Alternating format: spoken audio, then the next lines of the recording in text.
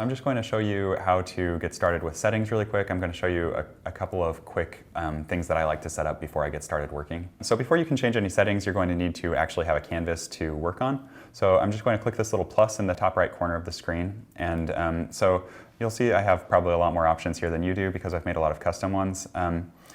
For this particular thing, when I'm doing thumbnails, I'm just going to click the screen size option at the top, but when we go to create a project, I'll have a better idea of what size of canvas I want or what shape. So we'll come back and probably create a custom one there.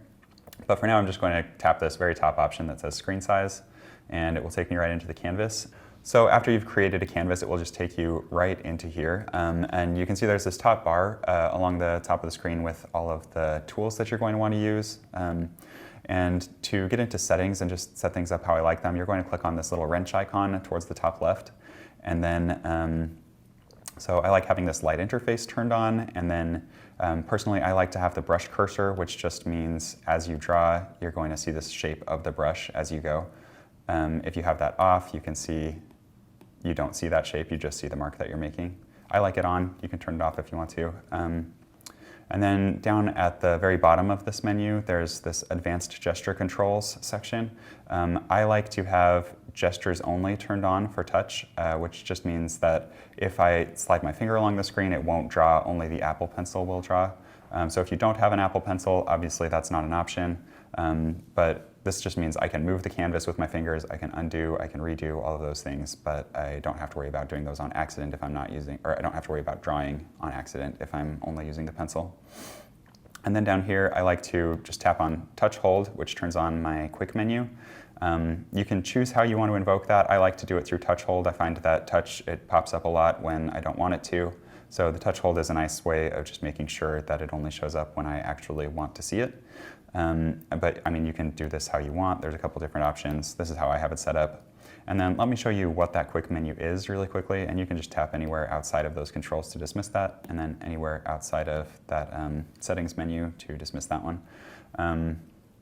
So when you just tap on the screen and hold your finger, then you'll get this menu that shows up. And you can customize this to whatever you want. This is what I have it set up as. I think by default it's probably something a little different. But basically how you use that is you tap and hold and then slide up to the option you want to use. Or over or down, I guess. But if you want to change what those things are, you tap and hold and then lift your finger and then tap and hold again on the option you want to change, and you can see there's a whole lot of different options for what you can do there. You can, there's different actions, or you can choose a specific brush that you want it to switch to. Yeah, so this can be super helpful. It can help you do a lot of things a lot more quickly. But there are just a couple more things that I'm going to show you in the iPad settings app that you have to go.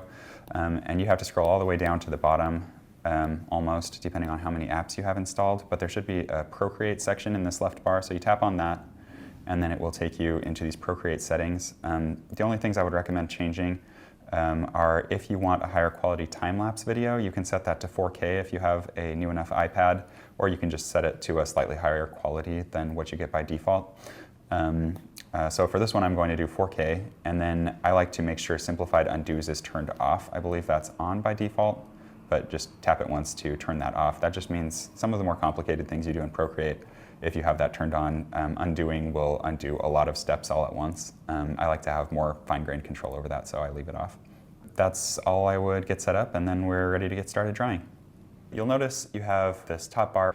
This is where most of your tools are. So if you tap Gallery, that's going to take you back out to all of your drawings. You just tap on that canvas again to get back in. We'll get into these other ones on the top left more a little later, but for now they're not too important.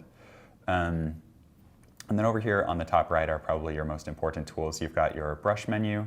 You can choose what you're drawing with. So I'm going to go in and choose, I like to use a slightly bigger pencil for sketching.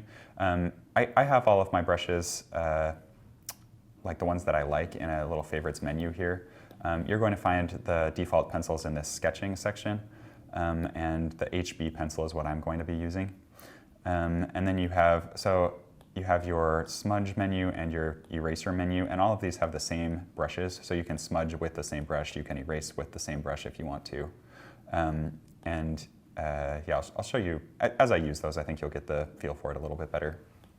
And then there's this layers menu, basically just lets you draw things on top of other things without ruining what you've already drawn. So, and you click the little plus to create a new layer. We'll get into that more, definitely. But for now, I just want to tap on this layer, rename it, and say this is thumbnails, and press enter. And so now I have a thumbnails layer that I'm going to be sketching on. And then just the last thing is I'm on this weird peach color, so I want to just sketch in black probably. And you can just drag down to the bottom to get a black. And then tap again to dismiss your colors. And I think that's pretty much the basics up there. I guess the other thing I should point out really quickly is that over here you have your brush size slider is the top one. So you can change how big the brush is. This is, well, this is how big it starts, and then if you put it down, you can make it a lot smaller. And then brush opacity is the other slider down below here. So it's a little hard to tell. I'm pushing hard and it's just less opaque. But again, we'll get into that stuff more. Don't worry about the square for now. I'm sure I'll use it later. And then you have little buttons for undo and redo down here. I don't ever use those because you can just tap with 2 fingers to undo and tap with 3 fingers to redo, and it's much, much, much faster.